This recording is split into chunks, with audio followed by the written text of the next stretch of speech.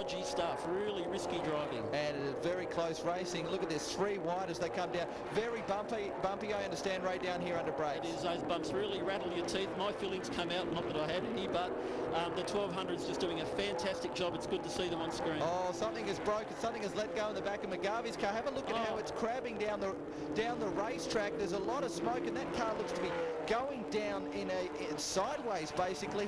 He's left the racetrack now, but it looks as like something has let go in the rear end of that car. That's a rear suspension failure. You don't see that too often in Formula V, but fortunately it's affected Lee's race today. Yeah, maybe he tagged the wall just past the entry to the main straight, or had contact with someone, but unfortunately a bit of damage. There is our 1200 leader at the moment, Matthew Pearce, who's doing a pretty good job. Looks like Stott maybe back in the thing. Have a look at the 28 entry of McGarvey here. Look how it's going down the main straight with the tail hanging out. Looks like he's smoking the tyres with a big oversteer, but as Ray said, some sort of suspension issue. That's a 3-wheel steering Formula V, Nathan. So problems for him, which obviously he realised and left the circuit to retire. So unfortunately for McGarvey, he was running inside the top 3 for the Formula V 1200 category. Mostyn, there is Shivers. A really good job for Ian Shivers to be running 4th at the moment. Then Joe Zarantinello. Then it's back to Bruce Colby in the number 9 car, and running in 7th at the moment is Tom Ballard in the 99 Jacer on screen there. Right, well, the leaders in the 1600 class are a bit more spread out than we're used to in Formula V, but we might as well just watch them go around the circuit. There's Bruce Colby in the number 9 orange car. They'll be flat out down the straight. We'll cut to Adam Proctor. This is a flat out kink going up. Oh, look at Kinsella. I'll slide all over the place. Flat out through the right-hander, slam down to 3rd gear, float the car through this corner, back up to 4th gear and back down the hill to the fish hook. The thing about Kinsella, Ray, is he doesn't seem to lose any time. I mean, I thought driving a Formula V was keep it straight, keep it flowing. He really seems to slide that car around but doesn't lose any speed. Well, this is a really difficult driver's circuit here, and the trick to this track is car balance, really, and you do actually have to flick the cars and float them and slide them.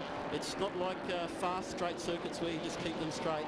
Brad Howard starting to apply the pressure now. Oh, the 72 entry of Mitchell Abraham had the big look up the inside, was very lucky to hang on to that. These 1200s, look at this racing. They've been changing places. I think Jay Hall's gone from 6th in this group to 1st, and now we've got a big move down the inside. Ryan Simpson, that is, who's coming back through the field after a spin, I think, on the 2nd lap, Ray.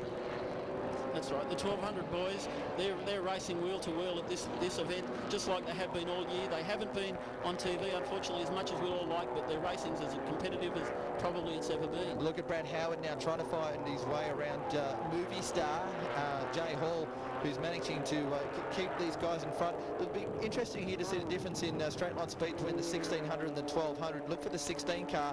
He's being held up by Hall, who is doing the defensive driving, trying to protect his line from Howard on the outside, and unfortunately for Simpson, he was held up there. Well, Jay probably doesn't know that Ryan's in the 1600 car, pardon me, but as soon as they turn up the hill, Ryan will just put his foot down and blast past Jay. Kinsella doing what he does best, and that is lead this one. He's got a very comfortable lead. Ray mentioned about the spread across the top 1600 guys as being rather unusual. Last lap board is on display now. Normally these guys are nose to tail. I would assume, Ray, one of the factors is you can't really rely on a slipstream here at Wakefield Park. Well, that's exactly right. The straight is just too short for that, and you'll have to back off, and people will just sort of find their own speed around this track. You've got to be the best drivers are up near the front more than likely. Michael Kinsella, just have a look at the way that this guy handles the car through this part of the circuit. He just really seems to be at one with this car. We've talked about how good he has been all year. Proctor's put up a really sterling battle. He actually seems to have closed in the last lap. Mostyn coming on strong. Mostyn, as he always does, pushes hard and drops away. Oh, we've got a spinner further back. Oh, that's Morgan Fremantle. That's a bit of fun. You're on TV, Morgan.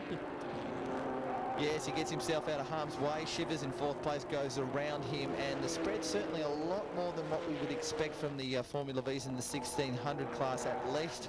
Someone's pushing pretty hard. Looks like here's the replay now of the 44 car, just a little bit too hot, and actually probably tried to turn it in a bit too tight, Ray. He did, but still, you know, you might as well have a bit of fun while you're out there. So Michael Kinsella now comes onto the front straight for the final time. Will greet the checkered flag and take the win in the first race of the day here for Premier One Cleaning Products Formula V. This is the 5th round of the state championship, and if Kinsella can keep this up, he looks good as they move to Eastern Creek for the final round. Second place will be Adam Proctor. Third will be John Mostyn. Back then to Shivers in 4th. Zaranta Nallo will bring it home in 5th. Bruce Colby was to 6th. Tom Ballard 7th. And Zane Al-Sayed will round out the top 8. Great racing as always from the Formula Vs. We got up for the win in that one. Got a slight gap on Adam in second and just held it to the end. Well, basically, I lost the 2 guys in front off the start. I missed second gear off the start, and once you lose them, you're really not in their slipstream anymore. You can't keep up with them. It's pretty hard to do, but it was a good race. Finished third. Sat back in about 5th place, ran through the race. Unfortunately, Ryan dropped it coming on the straight, picked up his spot, so thanks very much. And but basically, we just sort of kept it together. It was all pretty close together up the front there, and come home 4th, and I was pretty happy with that. The car tended to go off towards the end of the race, and we basically just got pipped on the line. I think there was 3 1,000ths of a second in or something silly like that. So we're fairly happy with where we're at, but still believe there's a bit more left in the car. Started off pretty bad yesterday. The weekend we struggled a bit, and we found a bit more speed this morning, but there was a bit of a couple of problems with some lap cars in that race. I lost the gap.